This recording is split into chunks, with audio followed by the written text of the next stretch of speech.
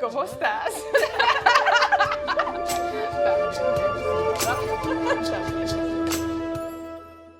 Hello and welcome to the podcast Holistic Living. My name is Alexi and my guest of today is Inés.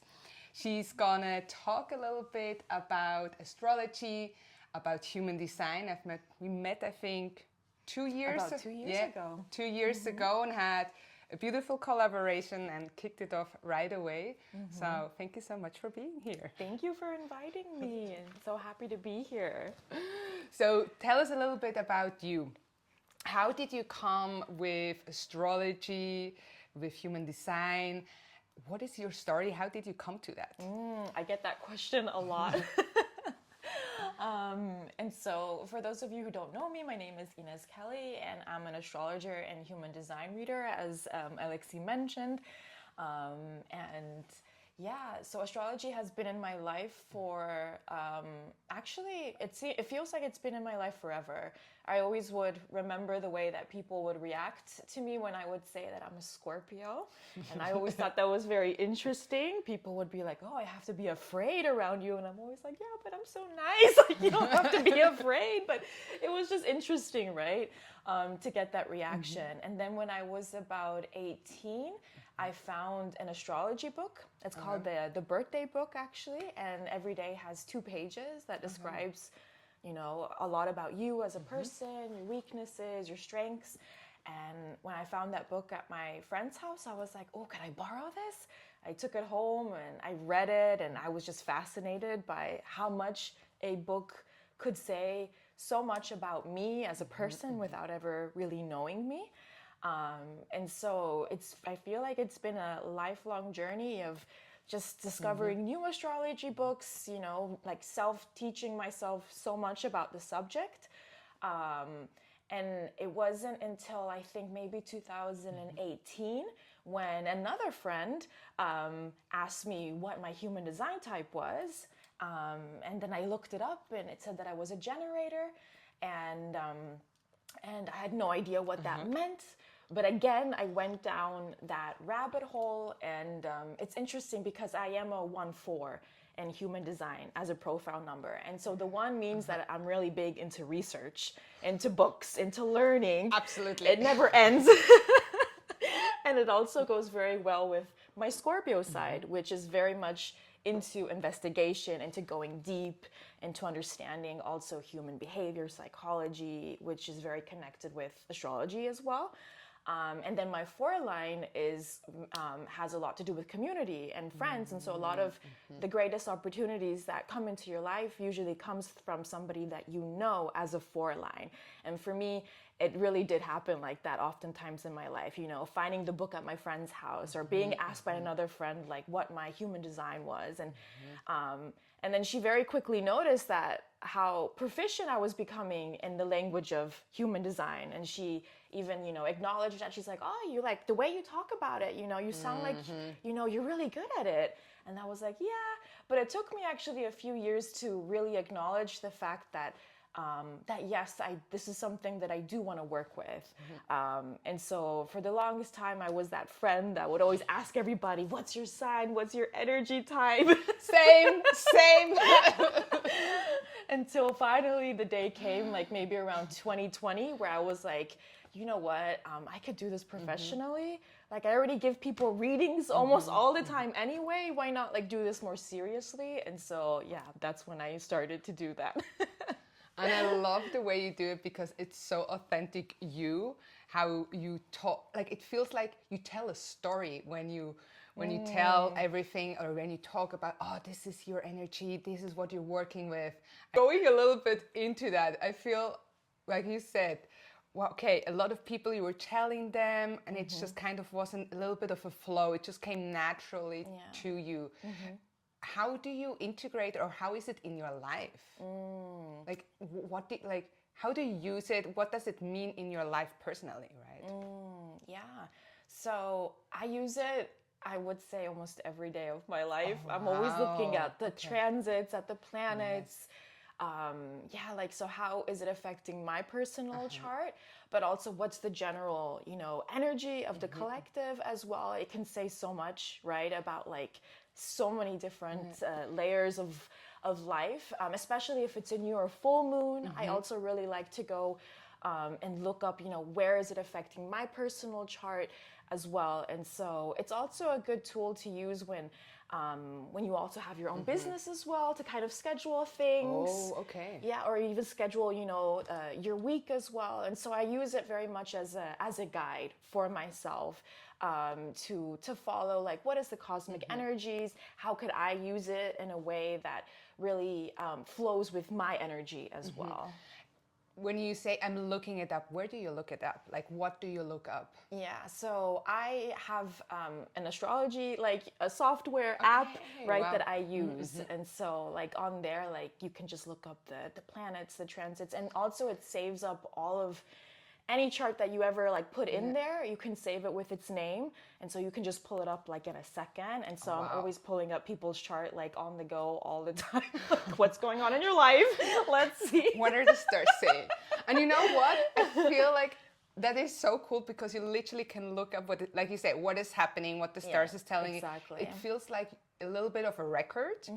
And when I talk with people about that, they're like, oh God, the stars, right? And it feels like I feel when they say it, they think that I'm just giving away my responsibility and just push it all onto the stars.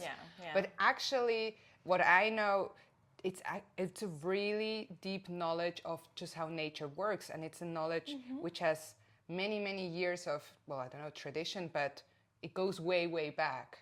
So how did you? Yes, what's the background? This is an ancient knowledge and wisdom. It's not some kind of like modern, new age spiritual thing.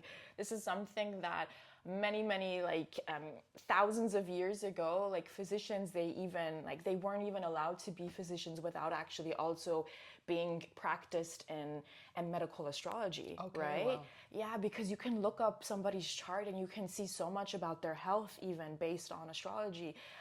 And so before science kind of became a very big part in our everyday life, like astrology and astronomy, they were actually really one, right? There was no separation between those two things, right? And so a lot of, thought thinkers from the past, thought leaders from the past, like physicians, like I mentioned, they all used astrology in so many ways until there was like the separation between like the more mystical part of life, the more spiritual part of life. It was somehow separated from science and kind of like put all in a box that it's just, woo-woo magic and just, something that that you have kind of like in your head maybe. Yeah. And I feel like because of that, sometimes you mix it as well with human design, or like you approach it because it gives them a bit more of a practical aspect. We talked last time a little bit about that. Can you go into that? Yeah, sure. So human design, it actually explains a lot about your energy type and your auric body. The Vedic philosophy is very much present, like the chakra system is very much alive in human design. And so there's also, astrology is also inside of, there's like so many different like systems that, are all combined and create human design. And it explains a lot about you as well as a person, similar to astrology. The only difference I would say is that astrology is more abstract, very much. It's like kind of very much like in the air. It's somehow not always very tangible, right? Because it just feels very mystical in so many ways. Whereas human design, it feels a lot more down to earth because it really gives you so many practical insights. It's very down to earth, and it says a lot about you as a person and how your energy works and how you also feel the energy around you as well. And so I really like to combine both systems because on the one side, we have like the spiritual kind of flowy system, the feminine system, I like to call it astrology. I like that. Yeah. And then we have the very masculine approach, which is very like kind of like tangible. You can just like, it's like information that you receive and you can do something practically about it, which is like human design. And so I like to combine the two to kind of create like a nice balance between the interplay between masculine and feminine energy. I imagine it when you have this reading, right? You receive all this information. I remember when I haven't done a full human design one. I've than more with astrology. When they read my chart birth, it just felt like they gave me kind of a guidebook to myself. Yeah. Like, okay, this is your tendencies, those are your strengths, those are your weakness, and how can you, or better said, with that knowledge, you can then move around that. It goes a little bit into that direction, I assume, right? Absolutely. Yeah, it says so much about you as a person.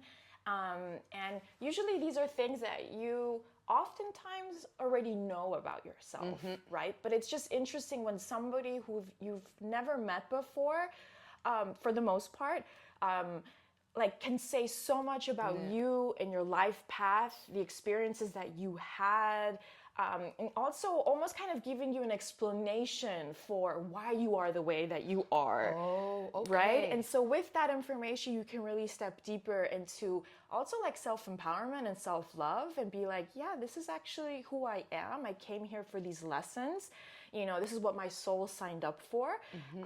And this is what I can do with it now. Like now that knowledge is in my own hands and I can really, you know, use it for my highest good, for my highest power as well. And not be like, oh, I'm a victim, like, to, you know, this is like, you know, why I am the way that I am, like in a bad sense, right? And kind of use it as an excuse. That's not what it's meant actually for, right? Or at least that's not the way that I want to use it. I want to use it as a tool for people to really step into their highest expression and be like, okay, because every energy in astrology and in human design always has many, many different interpretations, right? So you can live out this, like you can live out an energy in a very positive way, in a very high expression, or you can live it out in a very negative way as well, right?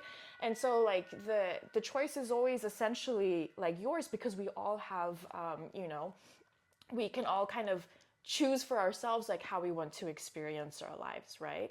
We all have like self-will.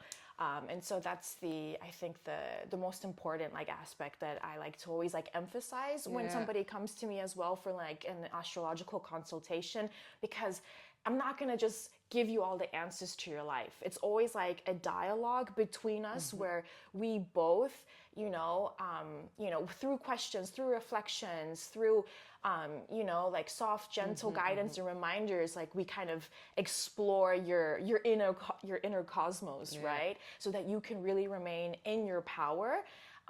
Instead of handing it away to somebody and being like, tell me, you know, all the answers or my future. Like, no, that's not what, you know, astrology is meant to be. And I think that's the misconception. Yeah. That's the misconception, that you're just giving away your power and you're just playing the victim, basically. Because I feel that's the astrology you see in like the 20-minute newspaper on, you know, like just on the backside. Yeah, of course. Yeah.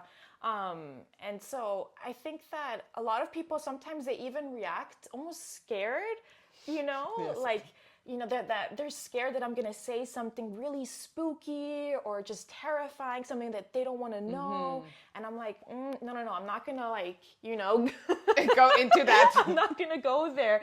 I'm not going to do like, you know, scary predictions about your future. Like there is something that is called predictive astrology, right? Oh, there is? Yes, there is. There are people that are very trained, you know, like in this kind of like more predictive astrology, but that's something that I kind of like to steer away from. And I like to kind of focus on the now. Because the way that you're living out your chart now is very different the way you were living it out maybe 10 years ago, or the way that you're going to live it out in 10 years. And so it's kind of like, it's about focusing on the now, like where are you now in your life? And then we just kind of work from there. Yeah, and I feel as well, even if you know what will happen, there is not a guarantee for that. Yeah. And I feel then you fall again into this, oh, I'm just a victim, I don't have the power to do something. And just the power lays in the now, knowing how your energy is and how you can move with that around, right? Yeah, exactly. And, you know, all of us, we all go through transits as well, you know, like that's basically like where the planets are now in the sky, like they have an influence on your chart as an individual, right? But also on the collective. And so with those transits, that can say a lot about like what you might be going through or you will be going through, right?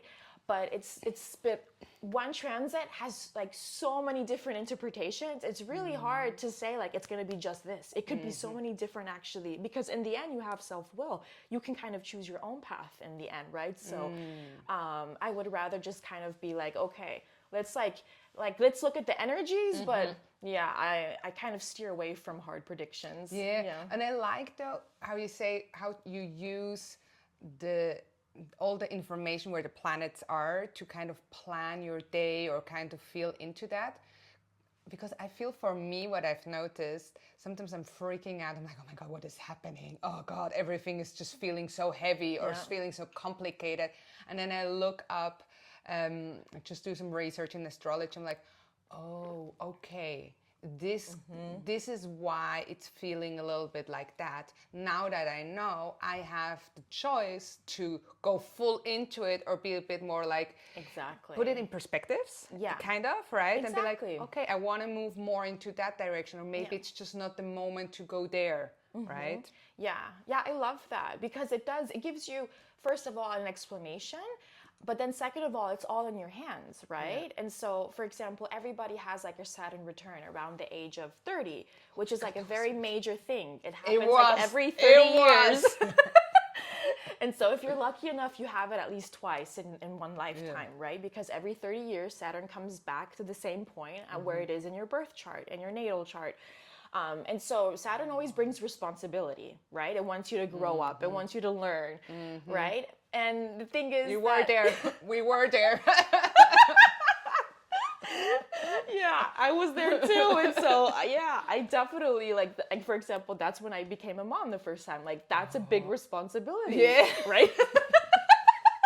It went full on. That happens a lot with people. They get married, they leave a job, you know, like they get a kid or whatever it is. Yes. And so it's always like, you know, you stepping deeper into your commitments, like carrying more responsibility on your shoulders. Yeah.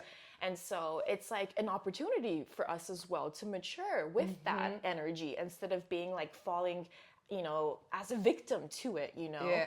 And so, yeah, that's why it's a really good approach to look at it from that perspective. Yes.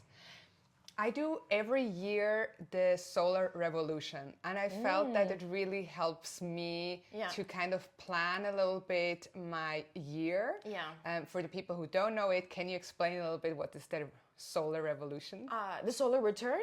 You mean? Return, yes, sorry. The solar revolution. Well, it returns. It is a revolution, though, like in a way. Kind of. It revolutionizes your chart for sure for the year. Almost. I'm getting there. I'm getting on my degree. I love it. Yeah, so your solar return, it's again the planets coming back. Well, specifically the sun. It comes back at the same point of your natal chart where your sun is at, right? So, in other words, it's your birthday. Yeah. just another birth here. It's just your birthday. I love how we cut the fancy pant language and bring it down to what it actually is. Yes. And so your solar return chart, it generates like a new chart that you can work with. And you even have possibly a different ascendant in that chart, a different moon, but only for that year, right? Where the energies, it can explain a lot about the things that you're going to be calling into your life, you know, like how, and overall the energies will be for you for that upcoming year. And there's just so many ways to look at. And so it can definitely give you some guidance, like in the year, for the year up ahead. Because for you, that always symbolizes a new year on your birthday, right? It's like a new beginning for you. Question here. Does it have anything to do with numerology? Like, does it come in here? Like, what's the dynamic between astrology and numerology? Oh, that's a good question. But I'm sure there is a connection, but I'm afraid that I'm just I'm not versed in, in numerology. All the degrees are coming. We're on the way. But I'm sure there's definitely a connection there. Yeah, for sure. Because I felt for me, I know that this year I'm in year 9. And in this Oh, year, yeah. I'm shedding, like even in the solar return, I'm shedding as well a lot. So everything is kind of coming together. And it's like, oh wow, this is Yeah. kind of the current of the river. Oh, interesting. Yeah. And 9 is the highest, right? I think Yeah. in numerology, and then it's 0 again, Yeah, right? it starts again with 1. With 1? So with Okay. 1 and then again 9, and you Yeah, move yeah. into cycle of 9. Yeah, yeah. Are you an ascendant Scorpio Yes. as well? So yeah. So you know transformation, you know about shedding the skin probably quite a bit. Yeah, it took me. I don't know. Okay, this is another thing that I've heard. Yeah. I've heard that when you're coming around into your 30s, into your Saturn, Yeah. that then you start to become more your ascendant. Is that true? Yeah, that's like one of the theories, and I definitely see like because it's like an energy that you're meant to kind of rise in, like in this lifetime, right? It's usually also not always, but oftentimes it's kind of like a new energy as well that maybe you didn't experience in a past life. And so like as from the age of 30, it does get more relevant, and also your north node also becomes more relevant as well, because like in the first 30 years, you're kind of living out more from the energies of your south node, which is more like kind of your comfort zone, right? Okay, hold on. I think we need to explain what is the ascendant, what is the sun, what is the moon, what is the north node, what is all of that? Wait, what does it mean? Because I think most people are like, Yeah. I have one zodiac sign and that's it. Yeah, yeah. So how? So we all have all of the planets, all of the planets. So they're, everywhere in your chart, basically, you have all of the signs, all of the houses, all of the planets. And so then it's really about like kind of how are the planets in your chart communicating with one another, right? Oh, I like that. Yeah, and Okay. that can say a lot about you as a person. And then again, there's another layer of the houses that kind of like say where these energies, where in life are they being lived out, right? Okay. Yeah, for example, if you have like a sun in the first house, and that's gonna mean that in this lifetime it has a lot about you, like really like stepping into your own identity, right? Yeah. It has a lot to do about you actually in this lifetime, right? okay. Yeah. Whereas if maybe like your sun would be in the 6th house, and it has a lot to do about serving others, right? And being here for others, taking care of others. It's not so much about kind of like a me thing, it's kind of like a we thing, and it's like it really depends, like where everything is, but yeah. So the sun is always identity. The Mercury is your intellect, the way that you communicate. And if that's different than your sun sign, then that also kind of gives you another flavor, right, of who you are. So for example, if you're like a Cancer sun, but you're like maybe a moon, Sagittarius. I mean, exactly. Like, Sagittarius. yeah. Then that kind of gives you a little bit more a spiciness to it.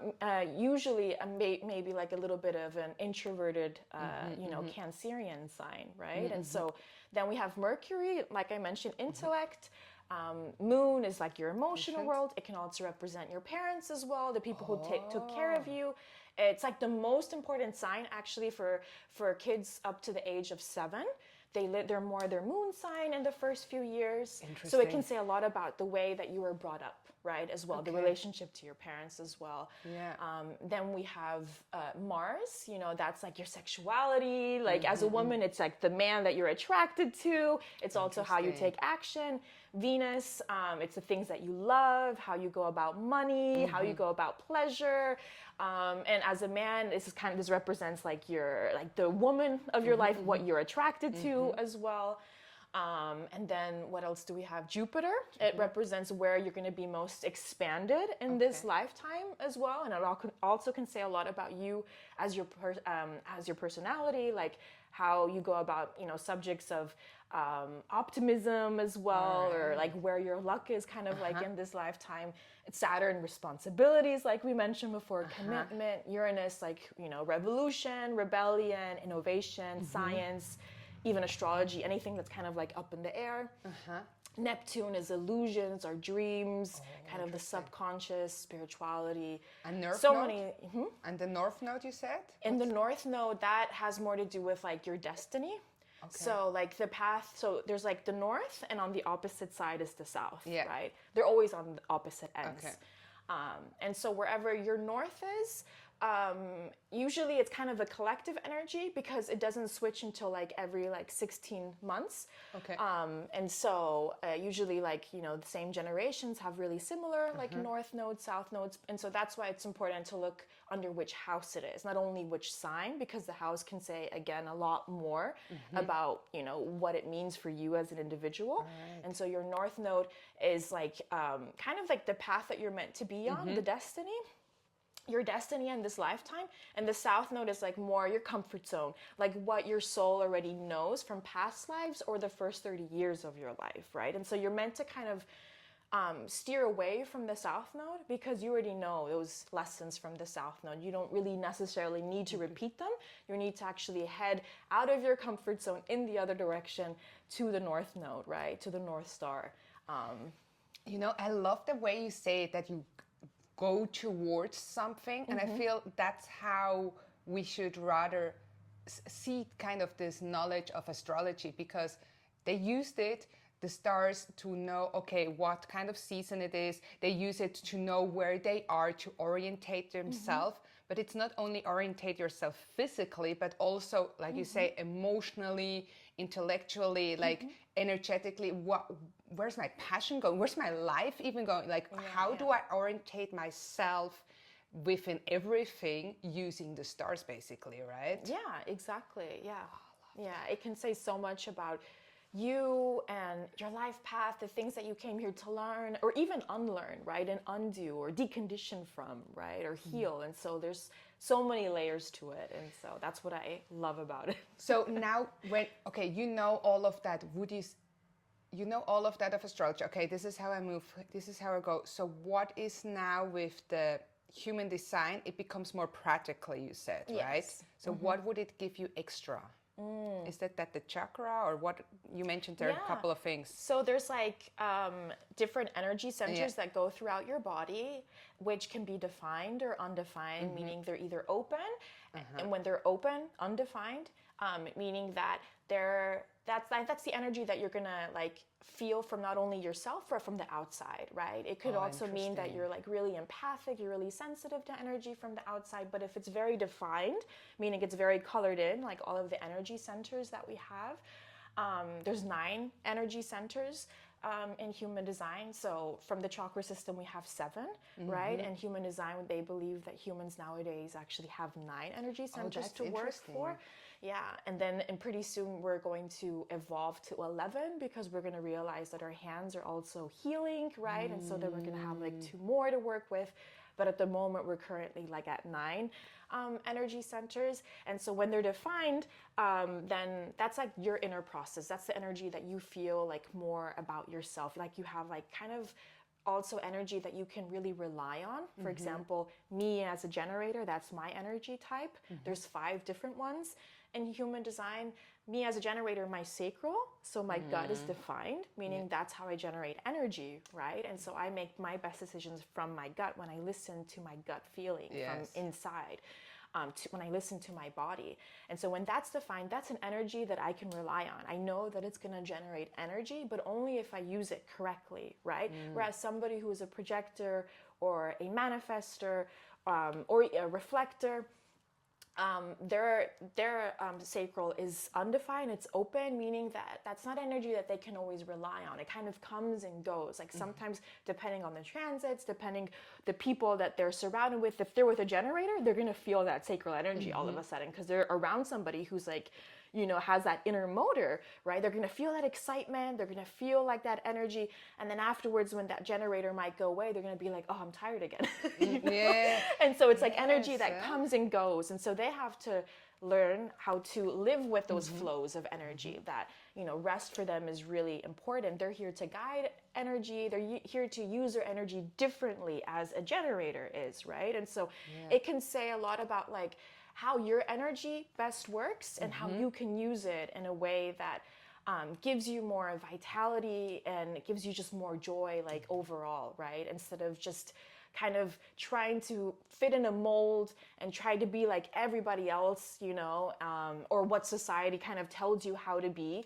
And so that's what I really love about human design, is because it can really like show you like, okay, so this is how your energy best works. This is how you best make decisions, and it's rarely actually from our head, as society, you know, taught us. Yeah, most of the time it is. Most of the time it is. Yeah. And so, yeah, it can, again, it can help you just come closer to yourself as a person, as a human being as well. Okay, there's so many paths to go from here.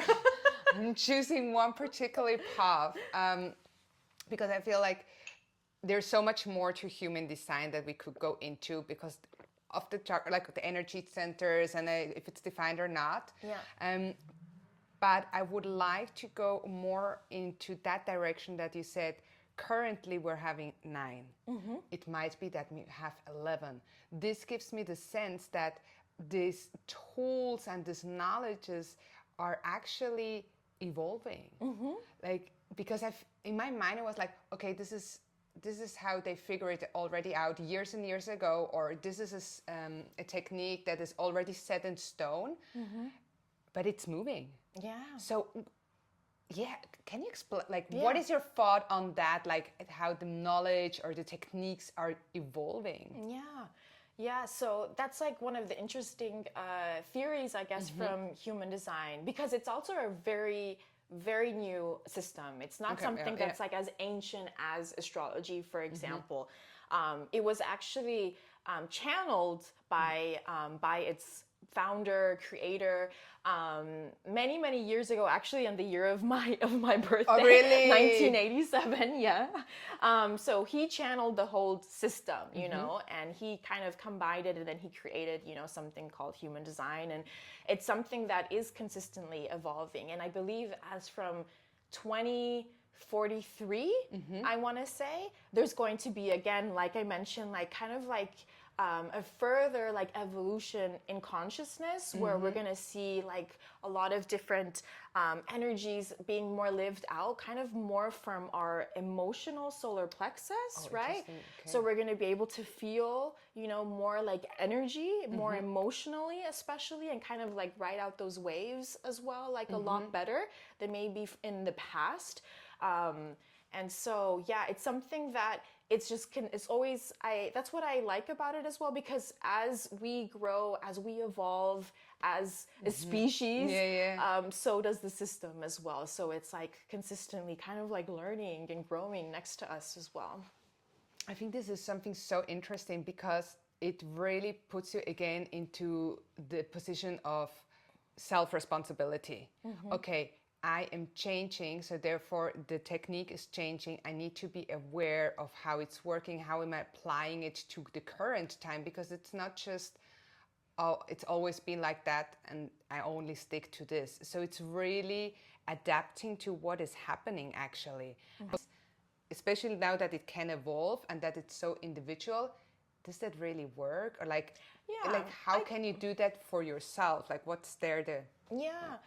Yeah, I think also like in astrology, there's also sometimes like things in people's chart where I've seen, you know, like especially like in old times, the way that they would interpret it would always be very kind of like negative, especially some planets like Saturn or Mars. They're malefics, you know, meaning like they're kind of bad planets or bad energies.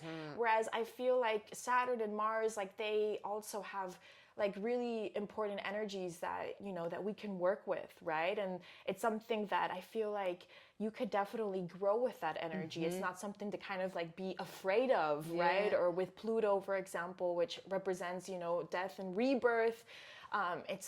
It's also something that, it could, you know, trigger maybe a massive transformation in your life. But in the end, I always see it like for our highest good, for our highest power, right? And so I feel like it depends on how you use these tools. You can use it in a way that is very self-empowered. And again, I always like to kind of keep it open for interpretation. Like, I don't like to take things one as one and be like, this means this. That's the thing, right? It's not an absolute truth. It's not an absolute, like, this is this. Like, for, like, just because, I don't know, somebody... you know, their sun, for example, Scorpios get a really bad rap, you know. I can say that because I'm a Scorpio. You know, but it's just not one-sided. Yeah. It's just not as that simple. It's the combination of the planets in somebody's chart. There is no such thing as one kind of classic Scorpio. Because it could be that that person has a lot of Sagittarius energy, you know, that brings out a different, you know, side and flavor of that Scorpio. Whereas, like, you know, somebody who has like maybe 5 planets in Scorpio would have a completely different energy. And so there is just no like one size fits all, like in astrology. Or in human design. It's always about the combination and the story that you tell. And that's why I like to kind of call myself kind of like I'm not an answer astrologer, like I'm a question astrologer. Meaning that I want to, because this is your chart in the end, I want to know how are you living out these energies as well, because I can also learn from you, because this is your, you know, like the energies that you're kind of living out. And so I always like to ask questions like, is this really, like, how are you living out this energy after I explain things, you know, and kind of dive into some of the subjects. Then I want to reflect, you know, back on the person in front of me so that they can also share a little bit about their, you know, life story and the energies that they're living at. How do they see it? How do they live it out, right? Because in the end, I'm not living that energy out, right? They are. And so it's really about like us kind of finding and exploring their cosmic blueprint together, instead of just me being like, this is how you are, this is exactly how it is, this is how your life is going to be. Like, yeah, it's just not that simple somehow. Yeah. As you were speaking and giving, like, an image came up to me. I feel like a lot of times we feel that the technique, the tool, the tradition, and a lot of times it is kind of tradition, but also tradition and culturally, depending on, because obviously the tradition is connected with the culture, how it's influenced and flavored, and we just take it on one by one. Like you say, this is just it. This is the answer, right? And you go by it. You rather work with the tool, like you're not experiencing it. You're not used by the tool, but you are working with the tool. Yeah, absolutely. I like that. Yeah. And also in human design, that's why they call it an experiment, right? Oh, really? Yeah, it's an experiment because you get the knowledge about, like, this is your energy type, these are how your energy centers work, like these are your channels and all of this information, your profile numbers. And then it's really about you taking that information and experimenting with it, right? And seeing, like, how does it work for me, right? Like, what does this information mean for me? It's like, it's again, not me just handing out, like, answers, but kind of like nudging you to maybe the things that are already inside of you, and for you to kind of rediscover that for yourself and kind of figure out, like, okay, I'm gonna try it out and see, like, what does happen if I do follow my gut instinct as a generator instead of my, you know, the logic of my mind, right? And kind of just playing with that, experimenting with that. And so that's the way that I really like to look at it as well. I like that. That. Yeah, really working with the tool and experimenting it. Yes.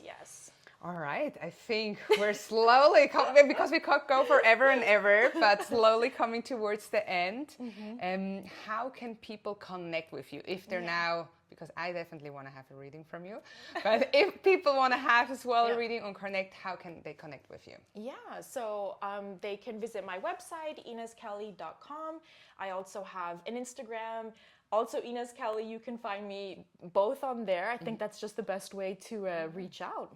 Perfect. Well, thank you so much for being part of it. Thank you as well for having me. Thank you so much for listening, guys. Bye-bye.